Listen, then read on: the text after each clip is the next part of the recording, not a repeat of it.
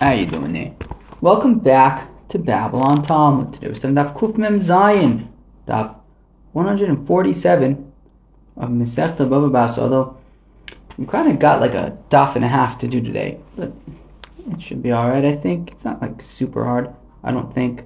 So yeah, we got like about 2/3 of Daf Kuf Mem Vav with base to do, and all of Daf Kuf Mem Zayin. We'll probably stop about 5-10 lines into Kuf Mem Ches. But it's going to be an interesting daf. Now, what were we talking about before? Yeah. Oh, good. What were we talking about before? It's Sivlonis. I didn't get into that stuff. Okay. But now, we're getting into Shchib Mira. We're getting to Shchib Mira. Why is that exciting? So first of all, I think the next few days are about Shchib Mira. But I'm kind of hoping that we're going to get really into Shchib Mira Gemaras now until the end of the parak. Why am I excited about that? Because Shchib Mira is the kind of sugya that comes up in Shas. It just comes up in Ksubis, Gittin. Shchib Mira just comes up from time to time, and it's like this very abstract concept. There's a guy in a deathbed, and because he's on his deathbed, he can give a gift, and it just automatically works. It's like Shchib Mira is its own thing that it's good to know exactly what it is, and I feel like here finally, almost 150 pages into Masechta BavaBasra after 5 years of Daf Yomi, I feel like we're in Shchib Mira country, where we're going to be able to really just understand this whole Shchib Mira thing and what it is. That the next time we encounter it in Shas, we'll be like, Givaldik. Now we know what it is. So this is a Mishnah about a Shchib Mira, and we're going to get into the next few dafs, I think. Maybe even till the end of the parak, I haven't gotten that far yet, is going to be talking about Shchib Mira, which I'm excited about because I think it's just an important sugya to be familiar with in Shas. We've already learned 2/3 of Shas without it, but the last third of Shas will be with it. Alright, here we go. So we're going to start the Mishnah on Daf Kuf Mem Vav Amud Beis, about 1/3 of the way, maybe 2/5 of the way into the daf, into the Amud Kuf Mem Vav Amud Beis. Shchib Mira shekosov kol nechosav la'acherim v'shir karka kolshu matnoso kayemis lo shir karka kolshu in matnoso kayemis. Okie dokie. Who can tell me what a Shchib Mira is? So be'etzem Shchib Mira is somebody on his deathbed, okay? And what's going on? There's going to be trouble. Okay. Shchib Mira is somebody on his deathbed. Okay, now he's got a special halacha. There's a special halacha by Shchib Mira that divrei Shchib Mira kichsubim v'chimsurin damu. That when a Shchib Mira says, give this to so and so, so that's it. He doesn't even need to write it down. We give it, and that's that. So now. We're going to get in already today's daf about how exactly it works and why it works. But okay, so if a Shchib Mira kind of gives away, so he's giving away stuff, right? He's on his deathbed, he doesn't have much more time, and he's kind of giving away stuff. Now, what if he survives? What if he gave away all of his stuff because he thought, he didn't think he was going to make it? Things were looking pretty bad, and then he had a miraculous recovery, and now he's alive, but he gave away all of his stuff. So what happens? So that's the subject of our Mishnah. Well, if he mamish gave away everything, so then, and the Gemara is going to discuss this as well at the beginning of the Gemara, but then we can assume that, okay, clearly, obviously he did not expect that things would turn around. He did not expect to survive. And he gave away all of his things because he didn't think he would need it anymore. He has literally nothing left. It turns out that he survived. So of course he gets it back. He only gave it away, assuming that he didn't need it anymore. If he survives, then he gets everything back because he's going to need it. Okay. However, if he didn't give away everything, if he still kept some stuff for himself, and as the Gemara is going to explain, enough for him to live on, enough for him to have what to live on, well, then it is a proper gift because he did take into account apparently that. He did make sure to leave for himself enough to live on. So even if he survives, he has what he needs, and the gift still stands even if he has a recovery. So says the Mishnah, Shchib Mira, Shekosov Konochosov Lachim. So a Shchib Mira who, it says he wrote it, but even if he just said, give all my stuff to these people, so he gave away all of his stuff. So if Vishir Karka Kolshu, so if he left for himself, if he didn't give away a certain amount of property, the Gemara is going to explain that means enough for him to live on. Matnoso Kayem, so then even if he recovers, has a miraculous recovery, the gift stands because he, after all, left what he needs for himself. Lo shir karka kolshu. If he did not leave anything, Imamish gave it all away. Well, then eimat naso kayemis. Then, if he survives, the gifts that he gave are waived, are voided, because he's now going to need them because he's alive now. Who is the Tana who says that we can go based on assumptions, based on sort of getting into the mindset of a person when he makes a statement? In this case, we're getting into the mindset of somebody on their deathbed who's giving things away, and if they gave away everything, then we're getting into their mindset, and we're saying that what it means is that if they gave away everything, they're assuming that they're they have no chance to make it. And if they have a miraculous recovery, well, in that case, they're going to need it back. They're only giving it away based on the assumption that they're not going to survive. And therefore, if they knew that they were going to survive and that they would need this property, they wouldn't have given it away.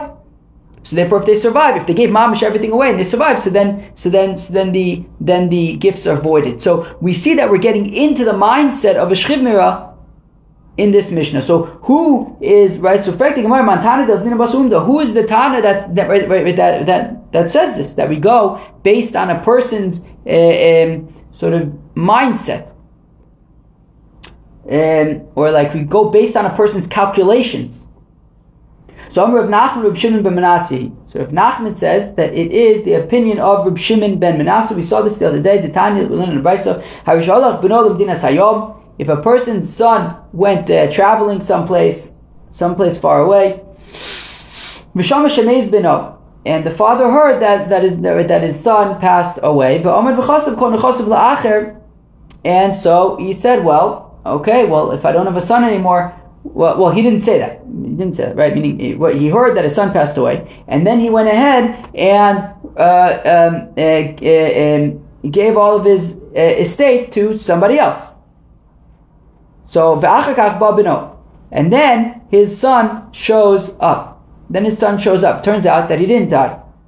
So according to the Tanakama, well, the gift is a gift. He gave the inheritance away to somebody else. Is that what? Reb Shimon ben Manasseh Omer says, Reb Shimon ben Manasseh ain't matnos matano. No, the gift that he gave is not a valid gift because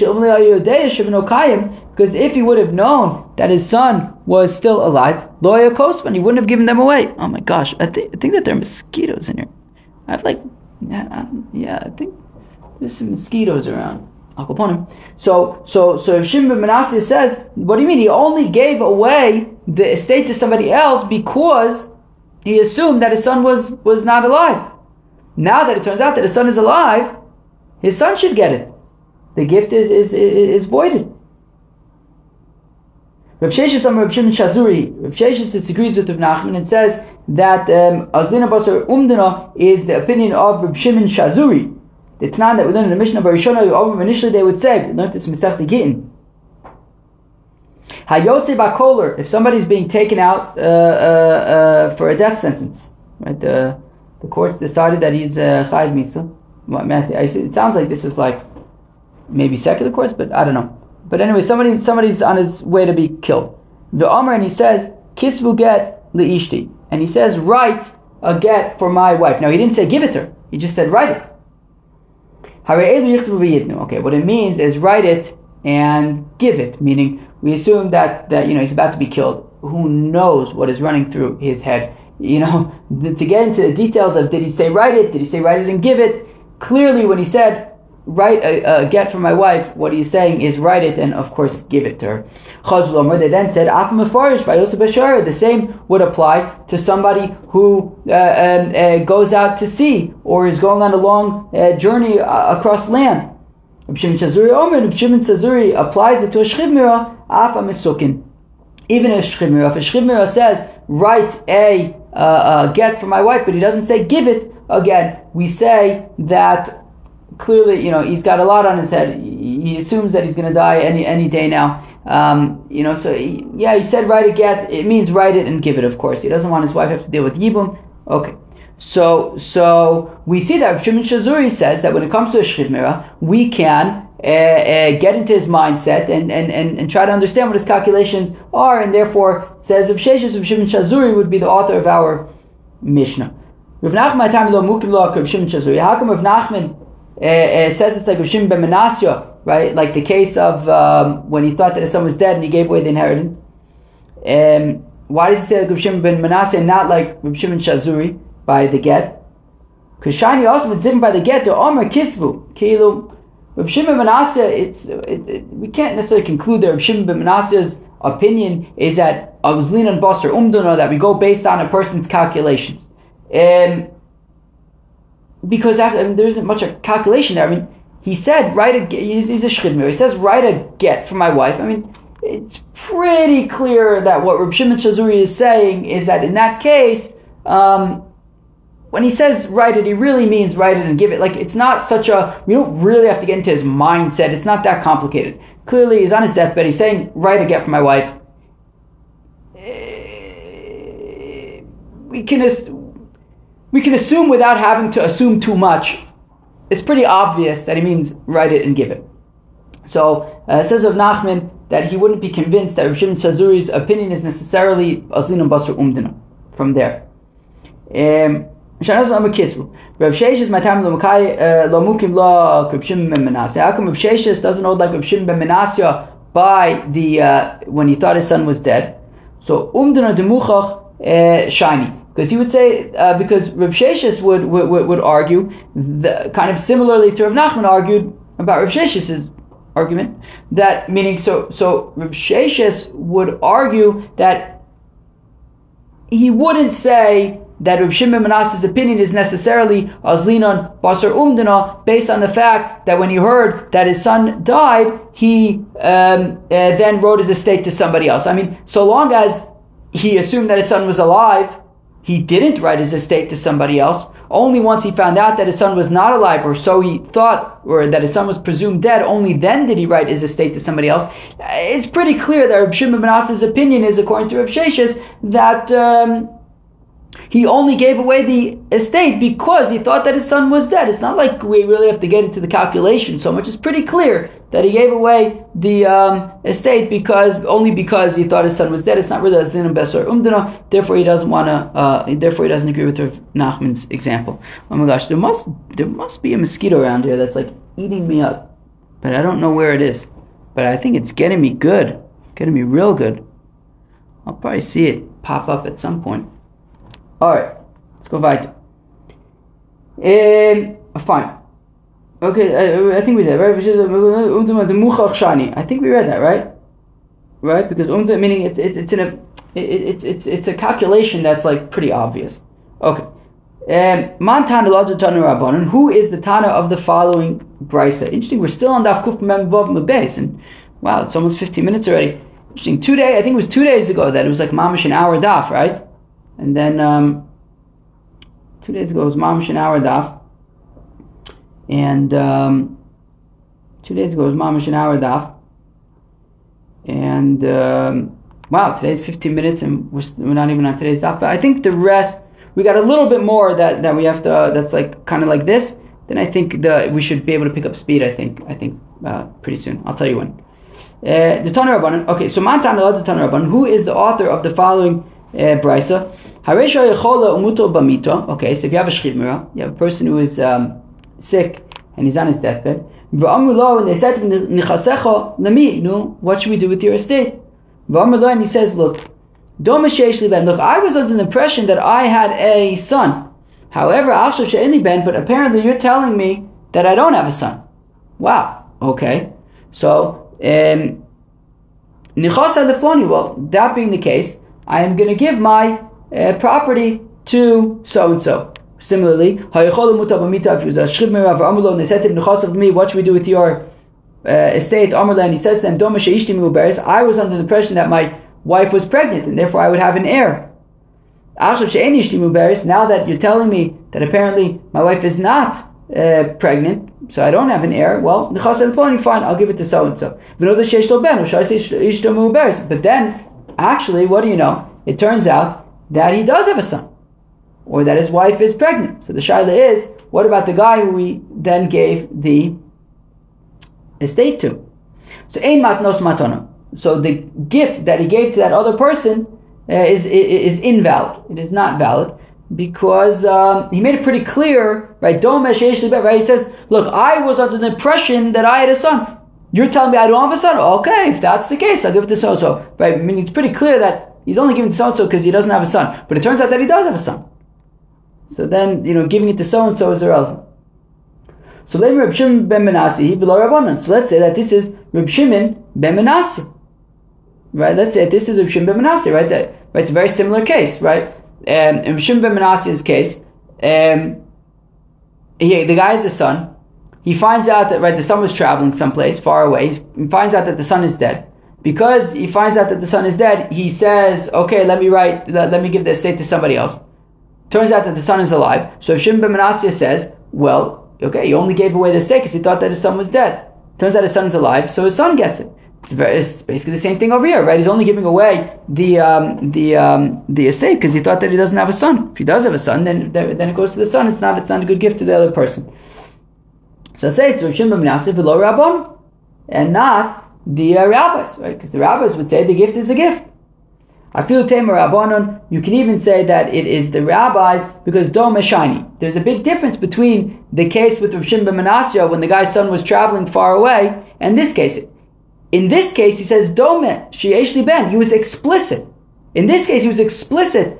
Look, I was under the impression that I had a son. You tell me I don't have a son? Okay, fine. Then I'll give it to so and so. And it's pretty clear he's only giving it to so and so because he's being told that that he doesn't have a son. So therefore, when it turns out that he does have a son, it goes to the son, not to the other person who got it.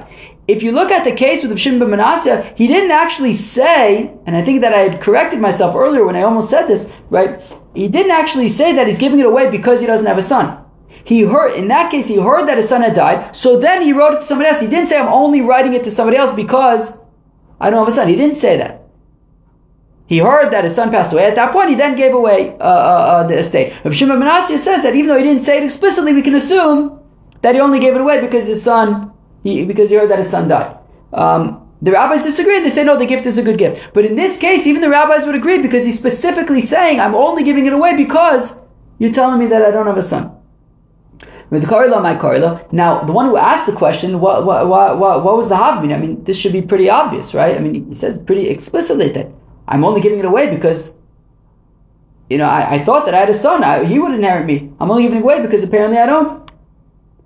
So why would you have thought to say that the rabbis would disagree in this case? Why would you have thought to say that in this case the rabbis would still say, even though he's explicit about the son, the rabbis would still say that the gift is a good gift? Why would you think that? So well, I may have thought that he wasn't actually saying, look, really I wanted the inheritance to go to my son, but because I don't have a son, it's going to somebody. He's not getting into all the details about who should get his inheritance. I may have thought to say that he was lamenting, he was mourning over the death of his son. He wasn't giving us halachas about Shriv Mira, well, really I was going to give it to my son, but my son's not, you're telling me my son is dead, so then I'll give it to him. No, he was lamenting the death of his son. Oy vavoy, I don't have my son. But that has nothing to do with the Matna Shriv Mira, that just has to do with the fact that he was lamenting. I may have thought to say that, and therefore maybe the rabbis would say that it's a good gift. So Kamash Milan, that no, even the rabbis would agree that it is not a valid gift because he was explicit about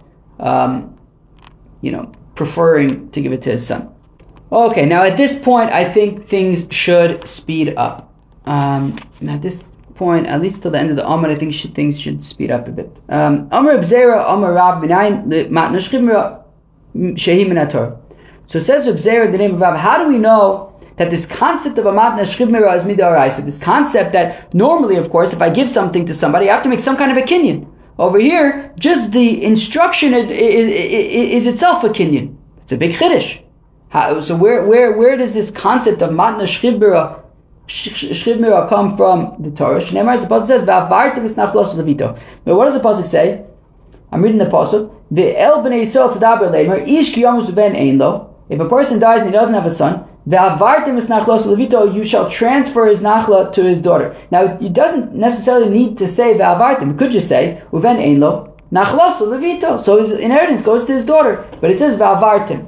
The addition of the word ha'avartem is to teach us something. It's to teach us ha'avara acheres shehi kazo. Yesh ha'avara acheres shehi kazo. There is an additional transfer that is similar to this, i.e. that would also be considered like a Yerusha. Ve'ezoi zoi manashchivmira azoi. And what is similar to a Yerusha? Manashchivmira. That you can have a shchivmira who gives, he just kind of verbally gives an instruction, and then it's considered like a Yerusha. Okay. Rav Nachman over Rabbi Barabua Me'ocha. Says Rav Nachman in the name of Rabbi Barabua. From here, Unisatem es nachlos ulachiv. Right. This is, I believe, the next pasuk. Yeah. It says the pasuk Vim ein lo bas, and if there's no daughter, Unisatem es nachlos ulachiv. So again, it could just say nachlos ulachiv. So yeshcha nasin acher shei kazo. So there is another giving that is similar to a Yerusha. Ve'ezo zo manashchivmira azo. So and what is the what is this other gift that is similar? Manashchivmira. Manashchivmira would also be considered like a Yerusha. Rav Nachman matayma lo omer mi va'avartem. How come Rav Nachman learns out from unisatem and not from ha'avartem? Hahumi boy lelichad Rebbe. Because Rav Nachman says, well, ha'avartem is needed, like Rebbe says. The time that we learn about Rebbe, Omer says Rebbe, b'chula nemra boy nesina. That by all of the cases of inheritance, it says unisatem. V'chan nemra ha'avar, but by a daughter it says ha'avar. What's special about by a daughter? In choshemav v'nachlim mishevet l'shevet elabas. What it's teaching is that a daughter would transfer the inheritance from one shevet to another, since her son or her husband inherited, right? Meaning, so if she marries into a different shevet, and she had inherited, let's say, her father, and when she marries into a different shevet, well then when she dies, her husband or her son will inherit her, and they're from a different shevet. So ba'avartem, we're saying that right, that the daughter, by inheriting, could potentially then transfer it on to another shevet if she marries into another shevet. Reb Zera, my time lo omer mi unisatim. How come Reb Zera says from ba'avartem and not from unisatim? Or chidikro, because Reb Zera says, well, unisatim is just the regular way that the pasuk speaks. It's not really teaching us anything special. Menashe bar Yirmiyah Amar Me'ocha says of Menashe bar Yirmiyah that we learn out Matna Shchivmira Midaraisa from here. By Yom Mahem, it's actually a pasuk in Melachim. In those days, Cholach Chizkiyahu Lamus, Chizkiyahu was going to die. Vayavo Elav Yishayahu ben Amoz. Yishayahu came to him, Anovi, Vayomer Elav, and he says to Chizkiyahu, Koyomer Hashem, so says Hashem, Tzav Veisecha, go command to your household, Ki Meisata Velosichya, because you're going to die and not live, B'tzava'a B'amar. It says Tzav Veisecha, so just a commandment alone, just a verbal statement would be enough, because he was a shchivmira. And Rabbi Bar Yecheskel Amar Me'ocha says Rabbi Bar Yecheskel from here, V'Achitofel Ra'a Ki Lo Ne'aseh Atzasa. When Achitofel was with Absalom, he saw that his advice was not being heeded, and he realized that Absalom was not going to be the winning side. Vayachvosh es chamor, and he saddled his donkey. Vayilch beso, and he went to his home. El ira, to his city. Vayetzab el beso, and he commanded to his household. Vayechonik, and he strangled himself. B'tzava'o be'alma, and just a commandment alone was enough. Tana Rabbanon Shlosh Dvarim Tziva Achitofel as Bono. The rabbis taught that Achitofel commanded his children, his sons, three things. Al tiyu b'machlokas. Don't be in machlokas. Don't be in quarrels and in arguments. Val timradu b'malchus beis David, and do not rebel against the kingdom of David HaMelech, like I did. V'yom tiv shel atzeres barer zaru chitim. And if Shavuos is a clear day, well, the wise thing to do would be to plant wheat that year. Mazuchu Amar Balu Itmar. Mazuchu says no, not if Shavuos is a clear day, but actually a cloudy day. Now, in Adar and say Mishmei de Rabbi Yaakov, the name of Rabbi Yaakov lo baru mamish lo balu mamish. So Nardoi says the name of Yaakov to kind of reconcile these two, meaning. So I think what it's saying is that meaning a clear day. If Shavuos is a clear day, so then yes, plant wheat. But even if it is a cloudy day, but right, meaning lo bar mamish, not mamish clear, lo balu mamish, but not mamish cloudy. Elo afilu balu v'rach tzvonus min hashavto. Even if it is a cloudy day, but a northern wind would blow away the clouds, zeu bar, that would be considered clear, and go plant wheat. We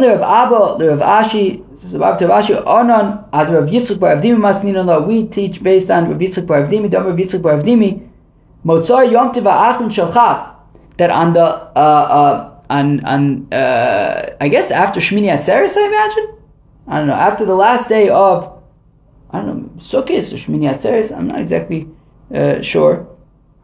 One of them.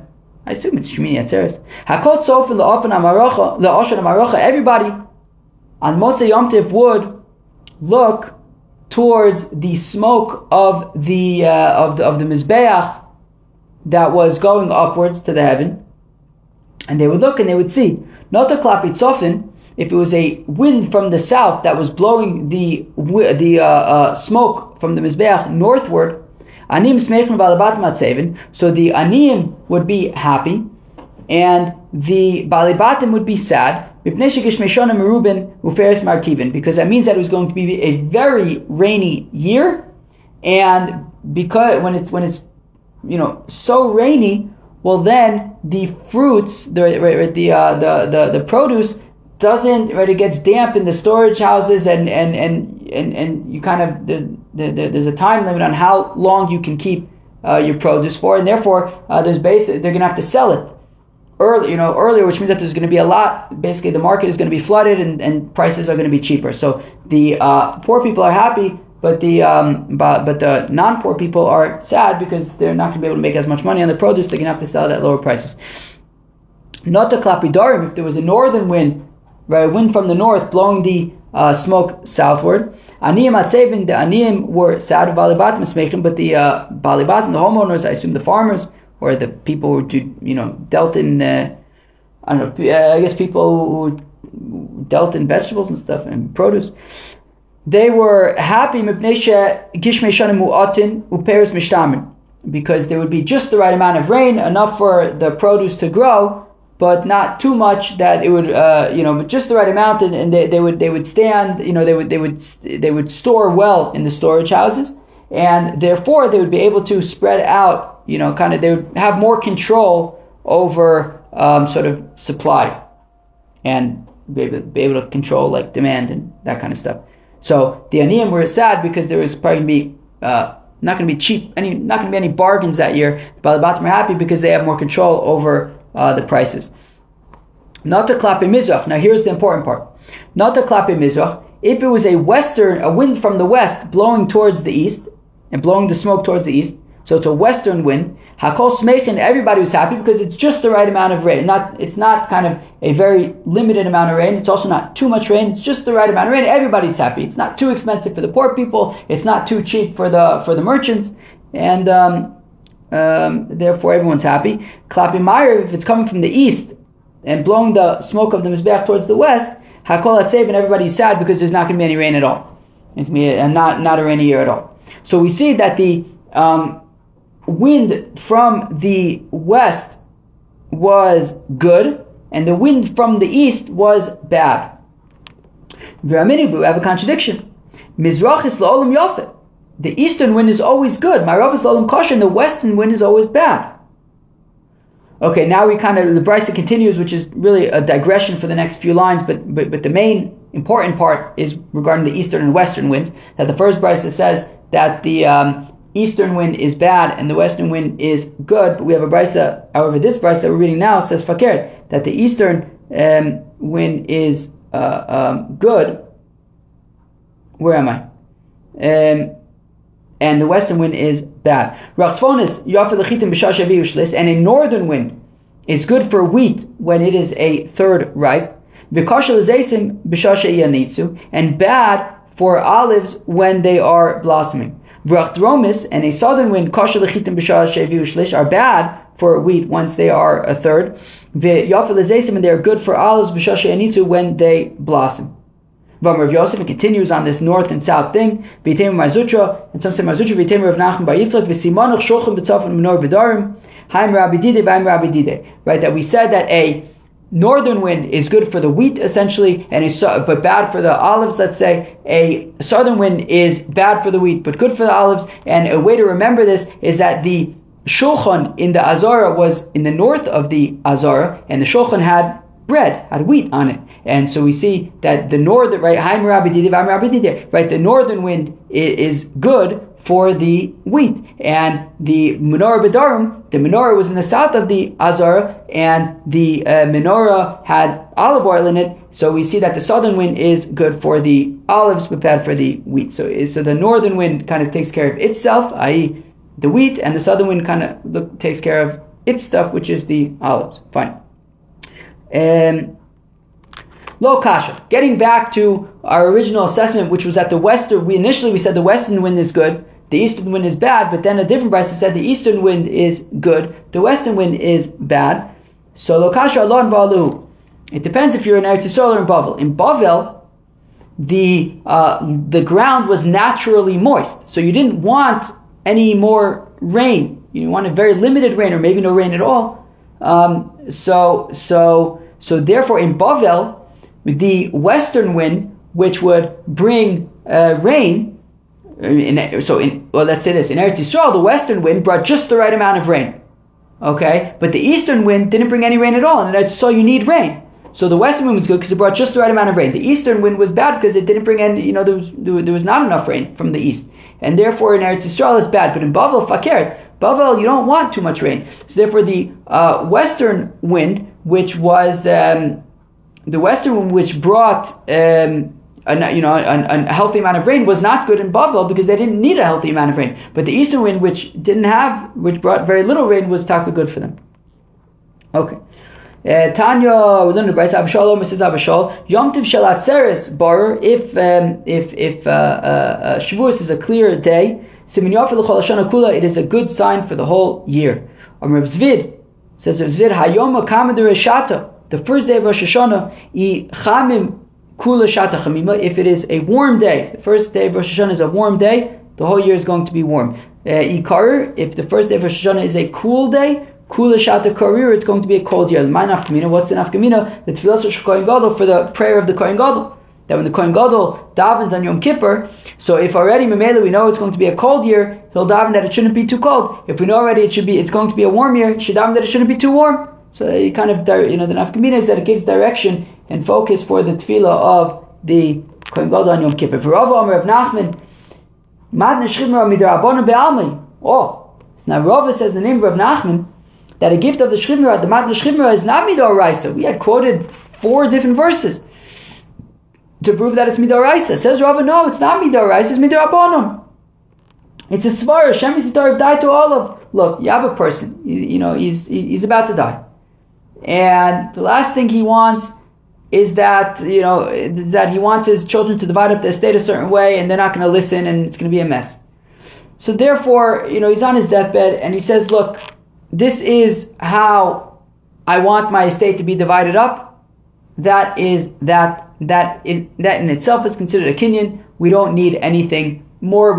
He's got enough going on in his head. We don't need anything more, and therefore that is why that is why a Matna Shchimra works. Matna Shchimra works so that he's got enough on his plate. He doesn't want to have to worry about his children fighting over the estate. 1 second. Yeah, okay. Where am I? Right. Right,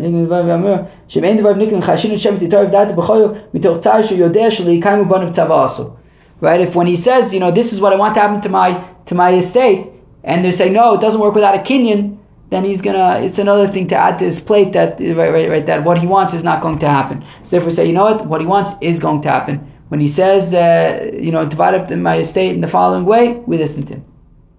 Okay. Umiyamar of Nachman Hachi. Does Rav Nachman really say this? That that divrei shchibmira is midirabanan? Rav Nachman says, even though Shmuel says, right? If Shimon lent $1,000 to Reuven, okay, and he sells that document to Levi, so now Reuven doesn't pay back Shimon, he pays back Levi. But then Shimon says to Reuven, you know how I lent you $1,000? Don't worry about it. After he already sold the contract to Levi, which means that Levi can't collect it from Reuven anymore because it was voided. And even if Shimon dies, his heirs can be mochel the loan. But Shmuel says that if Shimon gave it to Levi, when Shimon was a shchibmira, he gave it to Levi as a matna shchibmira, the eno yochel l'mochlo. Well, then that cannot be voided. The loan cannot be waived. Now, in Peshama D'Oraisa, I understand if you say that a matna shchibmira is mid'oraisa. So we're saying that Levi received this matna shchibmira, this loan, mid'oraisa, shemachi, eno yochel limchol. That is why Shimon now can't turn around and waive the loan from Reuven. But if we say that matna shchibmira is only mid'orabanan, so and why should there? So why should we say davka matna shchibmira? He can't be mochel. Why not? So amay yochel limchol. So eno shatar v'asua ki shatar. So we say, look. Rava says that a divrei shchim.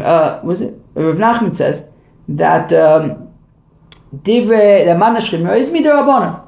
Okay, well then why can't Shimon be mochel the loan? Because even though matna shchibmira is mid'orabanan, we treat it like the oraisa, right? The rabbis treated it as if it was the oraisa. I have a feeling I may have seen says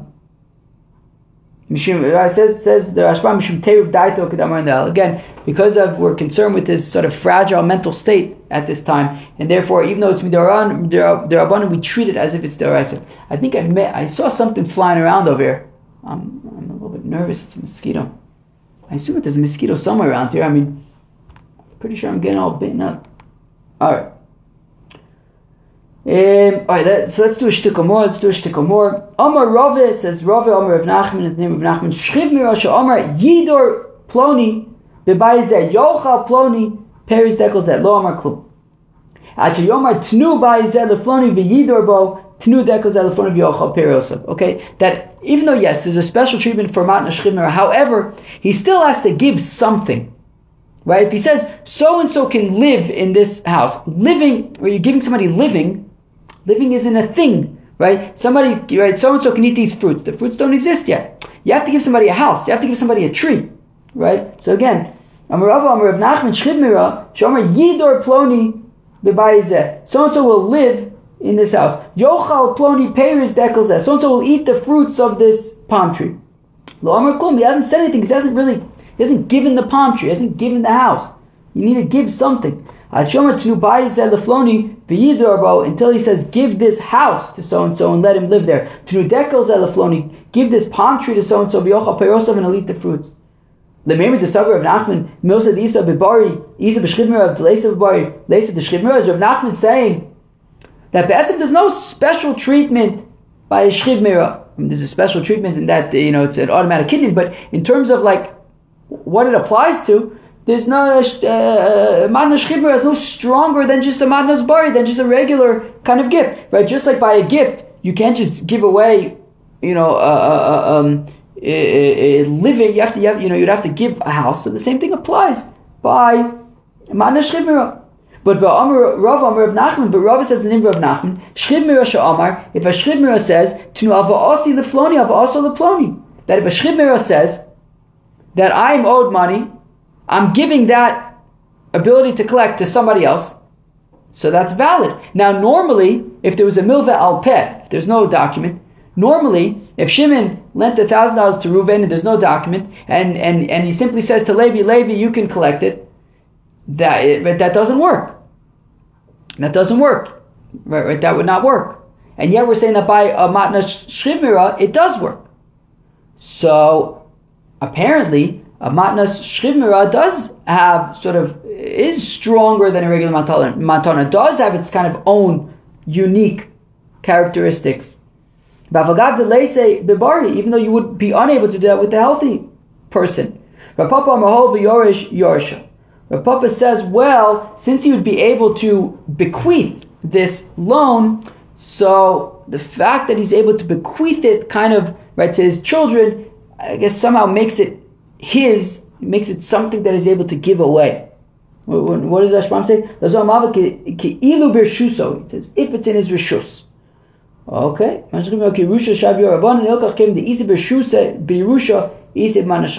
Okay, since it's something that he can bequeath, so you can also give it as a matna shchid.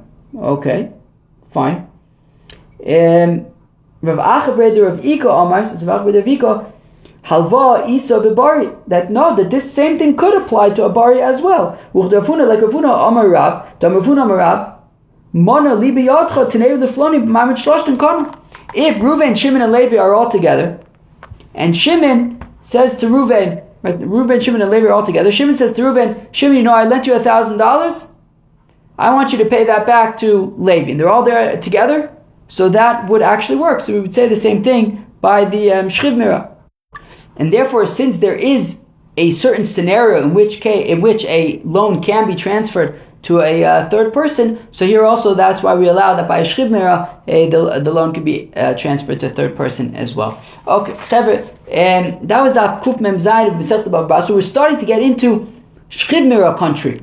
We learned a bunch of halachas today about a shchid mirah, about if he gives away everything and if he survives, and if he only gave away part of his estate but he still has stuff to live on. And then we got into sort of the whole logic of why he's giving it away, and if he survives, why he should be able to keep it. Who is the Tana who would say that we go based on evaluations? We have Machlokas Rav Nachman, Rav Sheshes, is like Rav Shimon ben Manasseh, Rav Shimon Shazuri. Then we got into the is